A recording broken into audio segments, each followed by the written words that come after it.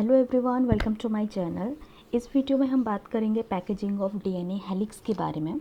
तो इसके बारे में बात करने से पहले एक छोटा सा बेसिक चीज़ हम समझते हैं कि डीएनए का जो लेंथ होता है वो अप्रॉक्सीमेटली कितना होता है और उसको पैकेजिंग करने की क्या ज़रूरत पड़ जाती है, उसको हम पहले समझने की कोशिश करते हैं।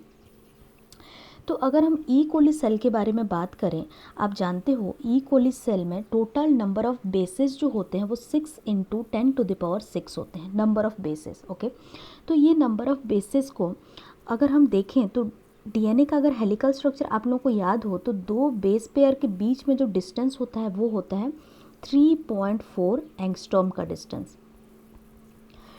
अगर हम total number of bases and ये जो डिस्टेंस है इन दोनों को मल्टीप्लाई कर दें तो हमारे पास एक रफ एस्टिमेट आ जाता है ये जो डीएनए है इसका लेंथ कितना होगा, और इन दोनों को मल्टीप्लाई करने के बाद अप्रॉक्सीमेटली हमारे पास मिलता है 3.66 मिलीमीटर। ओके, इसी तरह से अगर ह्यूमंस के बारे में बात करें तो ह्यूमन में total number of base pair होता है 6.6 इंटू 10⁹ दो बेसिस के बीच में डिस्टेंस होगा 3.4 एंगस्ट्रॉम। इन दोनों को अगेन हम अगर मल्टीप्लाई करें तो रफली हमारे पास आ जाता है 2.2 मीटर। तो आपको यहाँ पे पता चल रहा होगा कि ये जो डीएनए का लेंथ है ई कोली जो कि एक बैक्टीरिया होता है, राइट, ई कोली में इसका लेंथ हो जाएगा 1.36 मिलीमीटर, और ह्यूमन में जो कि एक यूकैरियोट में आता है, एक हायर लेवल ऑफ ऑर्गेनाइजेशन है ह्यूमन का, वहाँ पे जो डीएनए है 2.2 मीटर का लेंथ होता है। लेकिन अगर हम न्यूक्लियस के बारे में बात करें तो इसका जो रफ डायमीटर होता है वो आ जाता है 5 माइक्रोमीटर। आपको यहाँ से पता चल रहा होगा कि न्यूक्लियस का अगर हम टोटल वॉल्यूम के बारे में बात करें और इस लेंथ के बारे में अगर बात करें, भले ही वो प्रोकैरियोट हो या फिर यूकैरियोट हो, ये काफ़ी बड़ा है नंबर में, राइट। 5 माइक्रोमीटर के कंपैरेटिवली 1.36 या फिर 2.2 मीटर जो है ये काफ़ी बड़ा नंबर है। तो इतना बड़ा जो लेंथ है डीएनए का, आइदर वो प्रोकैरियोट हो या फिर यूकैरियोट हो, उसको किस तरह से कन्फाइन करके हम रखते हैं। इसके लिए बहुत सारे प्रोटीन मॉलिक्यूल्स आते हैं जिसको कि बाइंड करके डीएनए को कॉन्साइज मैनर में कंप्रेस किया जाता है, उसके बाद वो न्यूक्लियस के अंदर अटैच होके रहता है। तो आज हम इसी के बारे में डिस्कस करेंगे कि कौन कौन से प्रोटीन्स होते हैं, किस तरह से डीएनए को पैकेज किया जाता है इस छोटे से न्यूक्लियस के अंदर। तो चलिए सबसे पहले बात करते हैं प्रोकैरियोट में किस तरह से पैकेजिंग होता है। प्रोकैरियोट्स में आप जानते हो कि ये बहुत सिंपल ऑर्गेनाइजेशन होता है प्रोकैरियोट्स का। इवन उनके पास ट्रू न्यूक्लियस भी नहीं होता। ट्रू न्यूक्लियस किसे बोलते हैं? जिनके पास एक न्यूक्लियर मेम्ब्रेन प्रेजेंट हो, राइट, जो कि यूकैरियोट में पाया जाता है। तो प्रोकैरियोट में जो भी डीएनए मटेरियल होता है वो एक रीजन में पाया जाता है जिसे बोला जाता है न्यूक्लियोइड रीजन। ये न्यूक्लियोइड रीजन क्या होता है? ये सेल का वो पार्ट होगा, वो छोटा सा हिस्सा होगा जहाँ पे कि जितने भी जेनेटिक मटेरियल होंगे उस बैक्टीरियल सेल या प्रोकैरियोट सेल के वहाँ पे ही प्रेजेंट होंगे। भले ही प्रोकैरियोटिक सेल में न्यूक्लियस प्रेजेंट नहीं हो, फिर भी ये जो डीएनए मॉलिक्यूल होते हैं या जो जेनेटिक मटेरियल होते हैं उनके पास वो पूरे डीएनए के पूरे सेल के अंदर स्कैटर्ड होके नहीं रहते हैं, एक पर्टिकुलर एरिया में वो कन्फाइंड होके रहेंगे। और वो पॉसिबल कैसे हो सकता है? खुद सोचने वाली बात है कि अगर किसी भी चीज़ को हमें एक जगह इकट्ठा करके रखना है तो डेफिनेटली उसको हमें अरेंज करके रखना होगा, राइट। अगर आपके रूम में सारी चीज़ें फैला हुआ है तो आपको डेफिनेटली स्पेस नहीं मिलेगा कुछ काम करने के लिए। सिमिलरली प्रोकैरियोटिक सेल में भी कई सारे ऑर्गेनेल्स प्रेजेंट होंगे जो कि डिफरेंट फंक्शंस कर रहे होंगे। तो अगर हमारा डीएनए पूरे सेल में इस तरह से स्कैटर्ड होकर रहेगा तो सारे ऑर्गेनेल कहाँ पे रहेंगे? उसको हमें क्या करना है? एक पर्टिकुलर जगह पे ऑर्गेनाइज करके रखना है। तो उसको हम क्या बोल रहे हैं? Packaging of DNA. उसको हमें क्या करना है? डीएनए को पैकेज करना है एक जगह पे और रखना है, और वो रीजन जहाँ पे डीएनए को रखा जाता है उसको क्या बोला जाता है? Nucleoid region. यहाँ पे सबसे पहला पॉइंट आपका वही दिया गया है, prokaryotes do not have a well defined nucleus but, यहाँ पे स्पेस आएगा, sorry, but the DNA is not scattered throughout the cell. Okay, और डीएनए स्कैटर्ड क्यों नहीं होता, उसके लिए हम किस तरह से पैकेजिंग करते हैं वो जानना बहुत इंपॉर्टेंट हो जाता है। जैसे कि हम जानते हैं डीएनए नेगेटिवली चार्ज्ड होता है। डीएनए नेगेटिवली चार्ज फॉस्फेट की वजह से होता है। आपको पता है फॉस्फोडाइएस्टर बॉन्ड जो बनता है वो वहाँ पे फॉस्फेट्स यूज़ होते हैं, ओके, डीएनए में। तो यहाँ पे जो डीएनए होते हैं फॉस्फेट मॉलिक्यूल्स की वजह से वो नेगेटिवली चार्ज होंगे और इसीलिए उनको अगर हम बाइंड करके रखना चाहें तो डेफिनेटली कुछ पॉजिटिवली चार्ज्ड प्रोटीन्स के साथ हम अगर उसे बाइंड कर दें तो वो एक जगह इकट्ठा होकर रह जाएगा, क्योंकि नेगेटिव और पॉजिटिव एक दूसरे को अट्रैक्ट करेंगे और वो अच्छे से पैकेज होके रह जाएंगे। और वही जो प्रोटीन्स होते हैं प्रोकैरियोट्स में उनको बोला जाता है NAPs, नैप्स। इनको क्या बोलते हैं? Nucleoids associated protein. ये क्या करेंगे? न्यूक्लियर रीजन में जो DNA होगा जो कि खुद नेगेटिवली चार्ज्ड है, और ये प्रोटीन्स कैसे होते हैं? ये खुद पॉजिटिवली चार्ज्ड प्रोटीन्स होते हैं। ये इनको बाइंड करके रखेगा और एक जगह पे जो कि न्यूक्लियोइड है वहाँ पे इनको बाइंड करके ऑर्गेनाइज्ड मैनर में कॉन्साइज करके रखेगा।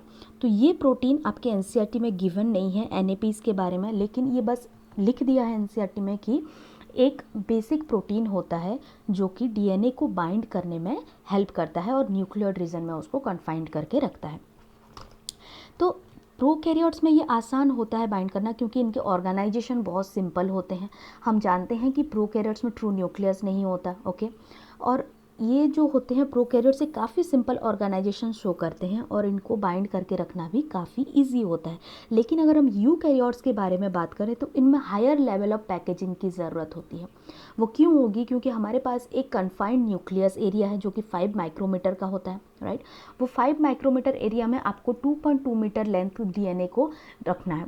और जो DNA का लेंथ होता है वो प्रोकैरियोट्स के कंपैरेटिवली यूकैरियोट्स में काफ़ी लंबा भी होता है, काफ़ी बड़ा होता है। हम अगर प्रोकैरियोट्स के बारे में बात करें तो अभी हमने देखा था जो E. coli होता है उसका अप्रॉक्सीमेटली 1.33 या 36 मीटर जो होता है उसका लेंथ होगा, जो कि मिलीमीटर में होता है।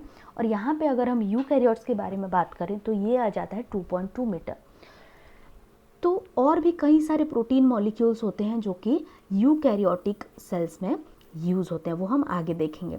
यहाँ पे देखिए DNA पैकेजिंग इन E. coli। E. coli में किस तरह से DNA पैकेज्ड है। यहाँ पे एक छोटा सा आपको डायग्राम देखने को मिल रहा होगा। ये सर्कुलर फॉर्म में जो दिया है ये प्रोटीन मॉलिक्यूल्स है जैसे कि NAP बोला जाता है, ओके। ये नैप प्रोटीन के ऊपर क्या हो रहा है? ये DNA रैप हो रहा है इस तरह से, राइट। DNA खुद नेगेटिवली चार्ज्ड होगा और ये प्रोटीन्स खुद पॉजिटिवली चार्ज्ड होंगे, तो इस तरह से ये ईजिली पैकेज होके रह जाते हैं। उसके बाद यूकैरियोट्स के बारे में देखते हैं। यूकैरियोट्स में जो प्रोटीन्स इन्वॉल्व होते हैं वो होते हैं हिस्टोन प्रोटीन। हिस्टोन प्रोटीन्स जैसे कि NAP नैप्स होते थे प्रोकैरियोट्स में, उसी तरह से हिस्टोन प्रोटीन यूकैरियोट्स में यूज़ होंगे। उसके साथ साथ जब हम हायर लेवल ऑफ ऑर्गेनाइजेशन के बारे में बात करें और हाई पैकेजिंग जब होता है तो नॉन हिस्टोन प्रोटीन्स भी यूज़ होते हैं। वो हम आगे जैसे ही बढ़ते चलेंगे वैसे हम देखते चलेंगे, ओके। तो हमने अभी डिसाइड किया कि जो नेगेटिवली चार्ज्ड DNA होता है उसको बाइंड करके रखने के लिए हमें चाहिए एक पॉजिटिवली चार्ज्ड प्रोटीन, और ये पॉजिटिवली चार्ज्ड प्रोटीन कौन से होते हैं? हिस्टोन प्रोटीन्स होंगे। आप अच्छे से जानते हो कि जो प्रोटीन मॉलिक्यूल्स होते हैं वो एमिनो एसिड से मिलके बने होते हैं, राइट। तो प्रोटीन में जो भी चार्ज होगा वो किसके वजह से आएगा? एमिनो एसिड के वजह से आएगा। और एमिनो एसिड का बेसिक स्ट्रक्चर आपको अगर याद हो तो उसके पास एक टर्मिनल पे COOH ग्रुप होता है, दूसरे टर्मिनल पे NH2 ग्रुप होता है, एक के पास हाइड्रोजन होता है और दूसरे कार्बन के वैलेंसी के पास एक R ग्रुप प्रेजेंट होता है। तो यहाँ पे जो एमिनो एसिड्स होते हैं इनमें चार्ज किसके वजह से आएगा? आइदर ये कार्बोक्सिलिक ग्रुप या फिर एमिनो ग्रुप, ये प्रोटॉन को डोनेट कर रहे हैं या फिर ये एक्सेप्ट कर रहे हैं, इसके वजह से यहाँ पे चार्ज जेनरेट होता है। और जो प्रोटीन्स होते हैं उनको उनका जो क्लासिफिकेशंस होता है उसमें भी आपने रीड किया होगा कि पॉजिटिवली चार्ज्ड प्रोटीन्स होते हैं, नेगेटिवली चार्ज्ड प्रोटीन्स भी पाए जाते हैं। यहाँ पे जो R ग्रुप आपको दिख रहा है ये R ग्रुप भी कभी कभी चार्ज्ड मॉलिक्यूल से बना हुआ होता है, इसके वजह से भी एमिनो एसिड्स में चार्ज आते हैं। तो ये हिस्टोन प्रोटीन जो होते हैं mostly positively charged amino acid से बने हुए होते हैं जैसे कि लाइसिन एंड अर्जिनिन। लाइसिन और अर्जिनिन दोनों पॉजिटिवली चार्ज्ड एमिनो एसिड्स हैं और due to presence of positively charged amino acids this protein become positively charged, okay.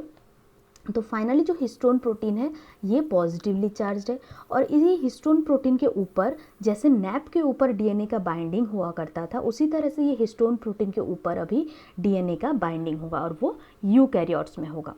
तो जो हिस्टोन प्रोटीन्स होते हैं वो 5 तरह के आपको देखने को मिलेंगे।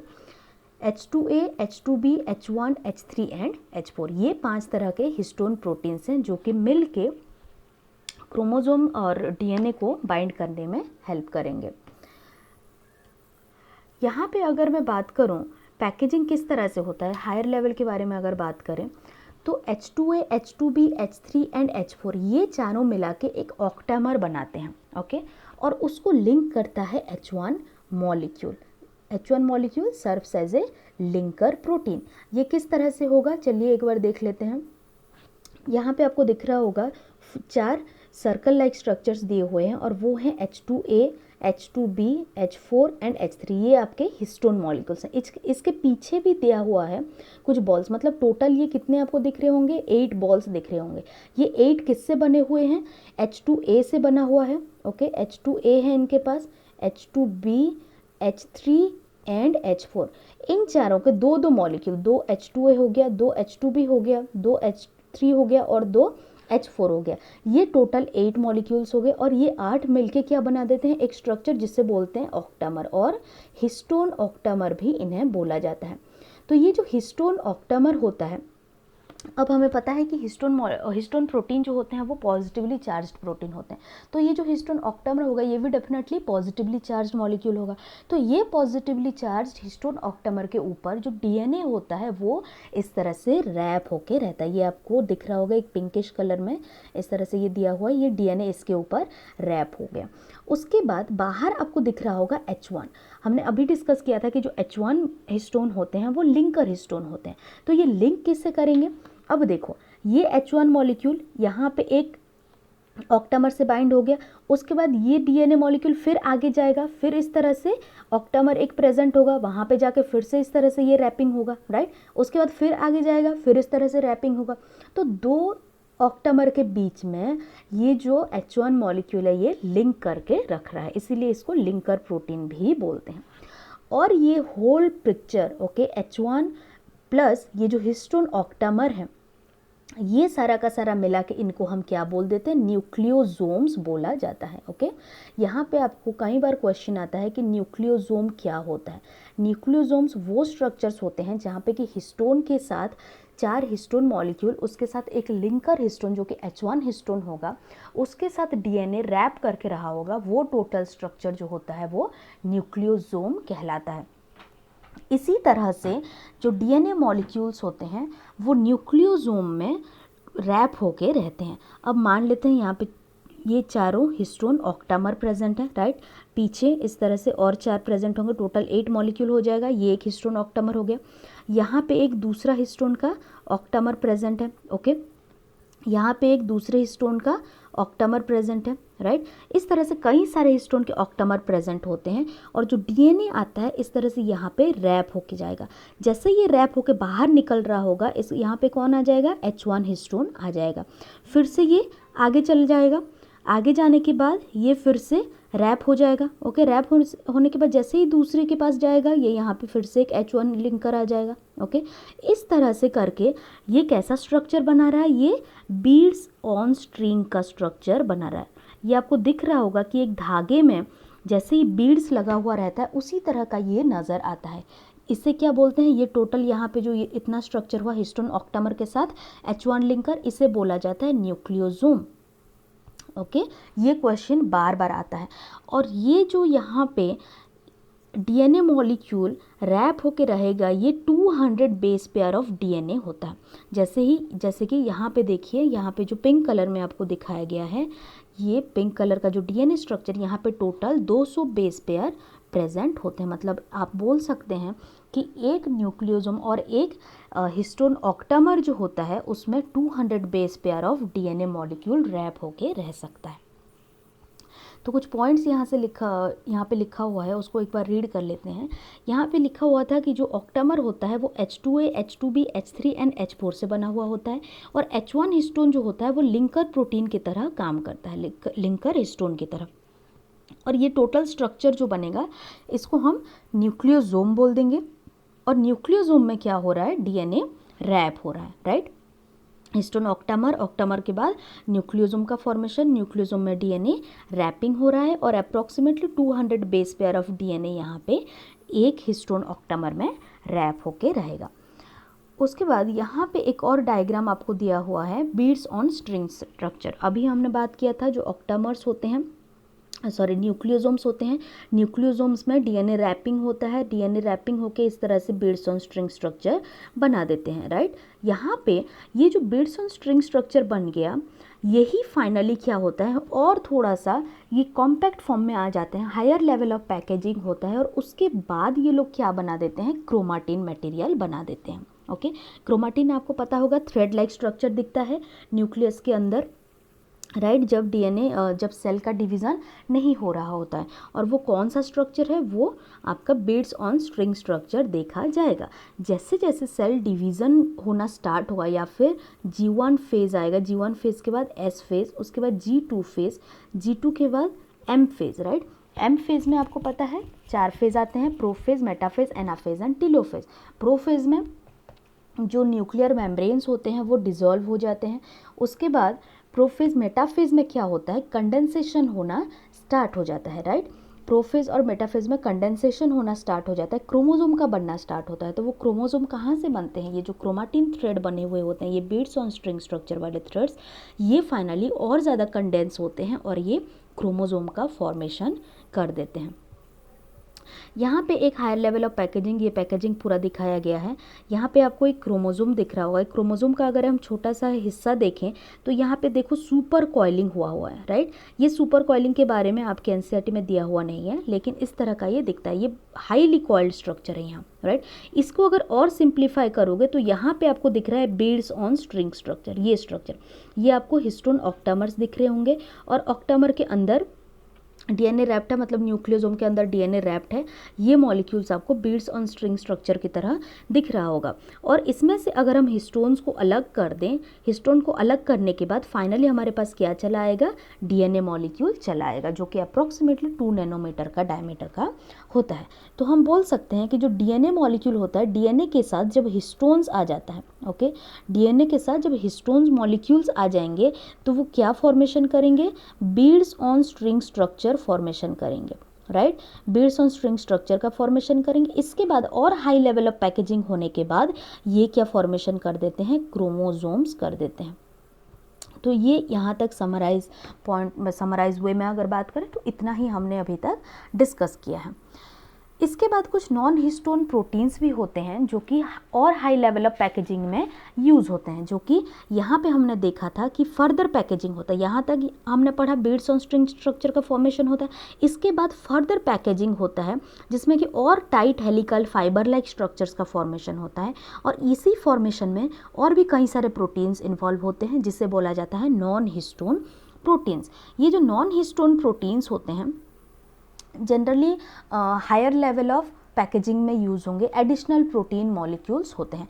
एनसीईआरटी में इसके बारे में ज़्यादा डिटेल में डिस्क्राइब नहीं किया है और इसको ज़्यादा जानने की अभी ज़रूरत भी नहीं पड़ेगी आप लोगों को। इसके बाद एक और पॉइंट है जो कि डिस्कस कर लेते हैं, वो ये है कि अगर हम न्यूक्लियस की स्टेनिंग करें, हमने देखा जो क्रोमाटिन मटेरियल्स होंगे, जो बिट्स ऑन स्ट्रिंग स्ट्रक्चर के होंगे क्रोमाटिन मटेरियल्स, ये क्रोमाटिन मटेरियल कहीं कहीं क्या होता है, पैकेजिंग जो होता है बहुत कंडेंस होता है, काफ़ी ज़्यादा कंडेंस फॉर्म होगा पैकेजिंग, और कहीं कहीं क्या होता है, लाइट पैकेजिंग होता है। तो अगर काफ़ी ज़्यादा कंडेंस्ड है पैकेजिंग, मतलब बहुत टाइटली अगर पैक्ड है, ओके, टाइटली अगर पैकेजिंग हुआ है, तो डेफिनेटली वो हिस्सा ट्रांसक्रिप्शनली ज़्यादा एक्टिव नहीं हो रहा होगा, क्योंकि हम जानते हैं जब ट्रांसक्रिप्शन होता है तो ये डीएनए मॉलिक्यूल को ओपन होना होता है, राइट। ओपन होने के बाद जो आरएनए पॉलीमरेज एंजाइम है वो डीएनए में बाइंड करेगा, बाइंड करने के बाद एमआरएनए का सिंथेसिस करेगा। लेकिन अगर ये डीएनए का कोई हिस्सा काफ़ी ज़्यादा कंडेंस्ड फॉर्म में आ गया है, जैसे कि अगर हम क्रोमोसोम के बारे में बात करें तो ये वाला हिस्सा, ओके, सेंट्रोमियर वाला हिस्सा, ये सेंट्रोमियर जो होता है ये हाईली कंडेंस्ड होता है, बहुत ज़्यादा यहाँ पे कॉम्पैक्ट होके जो क्रोमाटिन होते हैं वो कॉम्पैक्ट होके रहते हैं, तो ये हिस्सा कभी भी ट्रांसक्रिप्शनली एक्टिव नहीं होगा, और ऐसे हिस्से को हम क्या बोल देते हैं, हेटेरोक्रोमाटिन बोल देते हैं, ओके। इनको बोला जाता है हेटेरोक्रोमाटिन। ये हो गया आपका हेटेरोक्रोमाटिन रीजन। और दूसरा एक हिस्सा जो कि उतना ज़्यादा कंडेंस्ड नहीं होता है, इस तरह से पैकेजिंग हुआ होगा, लाइटली कंटेंस्ड हुआ होगा। इन हिस्से को हम क्या बोल देते हैं, यूक्रोमाटिन बोला जाता है। कभी कभी आपसे डेफिनेशन पूछते हैं, कभी कभी इनके अंदर इनके बीच में जो डिफरेंसेस हैं उसके बारे में भी पूछ लेते हैं। तो चलिए एक बार यहाँ पे ब्रीफ रिव्यू कर लेते हैं कि जो हेटेरोक्रोमाटिन होता है वो क्या होता है और वो किस तरह से यूक्रोमाटिन से डिफर करेगा। तो सबसे पहले देखते हैं जो हेटेरोक्रोमाटिन्स होते हैं उनको अगर आप स्टेनिंग करो, राइट, अगर आप न्यूक्लियस को स्टेनिंग करो तो जो हेटेरोक्रोमाटिन होंगे वो डेंसली स्टेन होंगे और डार्क स्टेनिंग होंगे। डार्क स्टेन क्यों होंगे, क्योंकि वो हाईली कॉम्पैक्ट फॉर्म में है वहाँ पे क्रोमाटिन मटेरियल, तो वो काफ़ी ज़्यादा स्टेनिंग एब्जॉर्ब करेंगे, राइट। उसके बाद अगर यू क्रोमाटिन के बारे में बात करें तो ये लाइटली स्टेन्ड होगा। लाइटली स्टेन्ड क्यों होगा, क्योंकि ये एरिया लूजली पैक्ड है और वो स्टेनिंग जो होगा, जो कलर होगा स्टेनिंग का, उसको वो लाइटली एब्जॉर्ब करेगा। उसके बाद यहाँ पे हेटेरोक्रोमाटिन में जो क्रोमाटिन मटेरियल होता है वो डेंसली पैक्ड होता है, राइट, और यू क्रोमाटिन में क्रोमाटिन मटेरियल लूजली पैक होगा। थर्ड पॉइंट ये है कि जो हेटेरोक्रोमाटिन्स होते हैं वो ट्रांसक्रिप्शनली इनएक्टिव होते हैं। ट्रांसक्रिप्शनली इनएक्टिव क्यों होंगे, आपको अभी बताया कि जो ट्रांसक्रिप्शनली इनएक्टिव होते हैं। इनएक्टिव इसीलिए होंगे क्योंकि ये एरिया काफ़ी ज़्यादा पैक्ड है, राइट, काफ़ी पैकेजिंग है हुआ है यहाँ पे, हाईली डेंसली कंडेंस्ड है ये, इसीलिए इनको ओपन करना उतना आसान नहीं होगा, तो ये एरिया ट्रांसक्रिप्शनली इनएक्टिव हो जाते हैं। लेकिन यूकैरियोट्स के बारे यूक्रोमाटिन के बारे में अगर हम बात करें तो ये ट्रांसक्रिप्शनली एक्टिव रीजन्स होते हैं, यहाँ पे ईजिली ट्रांसक्रिप्शन हो सकता है। ये कुछ पॉइंट्स थे जो कि यूक्रोमाटिन और हेटेरोक्रोमाटिन के बारे में पूछा जाता है। आपके बोर्ड्स में भी कई बार इसके डिफरेंसेस आ जाते हैं। ये तीनों पॉइंट्स आपको अच्छे से याद रखना है। तो होप कि आपको आज का लेक्चर समझ में आ गया होगा। Thank you very much. Next session से हम स्टार्ट करने वाले हैं डीएनए रिकॉम्बिनेंट डीएनए टेक्नोलॉजी का एक और जो प्रिंसिपल वाला इसका जो एप्लीकेशंस वाला पार्ट है वो हम देखने वाले हैं। तो so thank you very much for watching this lecture.